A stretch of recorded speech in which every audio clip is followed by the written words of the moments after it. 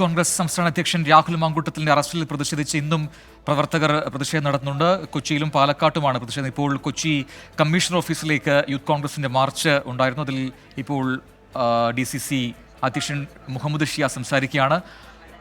S Shyamkumar നൽകും കൂടുതൽ വിവരങ്ങൾ. ശ്യാം, വലിയ പ്രതിഷേധം ഇന്നുമുണ്ട് യൂത്ത് കോൺഗ്രസിന്റെ ഭാഗത്തു നിന്നും. പാലക്കാടും ഒപ്പം എറണാകുളത്തുമുണ്ട്. കൊച്ചിയിൽ ഈ പ്രതിഷേധത്തിൽ ആരൊക്കെ പങ്കെടുത്തു? ഇപ്പോൾ പ്രതിഷേധം അവസാനിച്ചോ?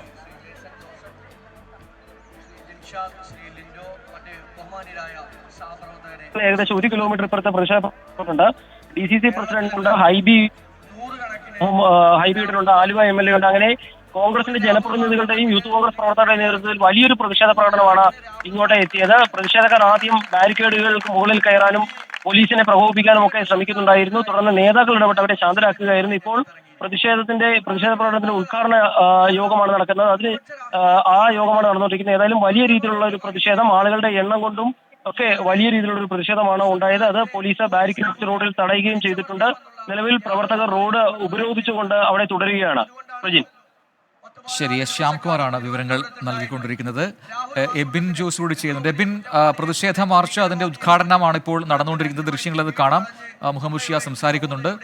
ഒരു സംഘർഷ സാധ്യത നിലവിലുണ്ടോ അവിടെ? കൂടുതൽ പോലീസിനെ വിന്യസിച്ചിട്ടുണ്ടെന്നാണ് ശ്യാം നൽകിയ വിവരം. ബാരിക്കേഡുകൾ കൃത്യമായി അവിടെ ക്രമീകരിച്ചിട്ടുണ്ട്. അവിടെ പോലീസ് അവരെ തടഞ്ഞിരിക്കുകയാണല്ലോ, അല്ലേ?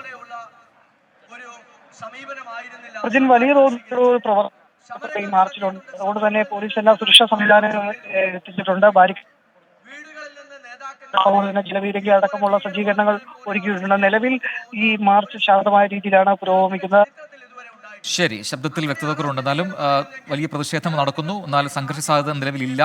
ശക്തമായ സുരക്ഷാ ക്രമീകരണങ്ങൾ പോലീസ് എറണാകുളത്ത്, കൊച്ചിയിൽ ഒരുക്കിയിട്ടുണ്ട്. കമ്മീഷണർ ഓഫീസിന് മുന്നിലാണ് ഇപ്പോൾ ഈ പ്രതിഷേധ മാർച്ച് യൂത്ത് കോൺഗ്രസിൻ്റെത് നടക്കുന്നത്.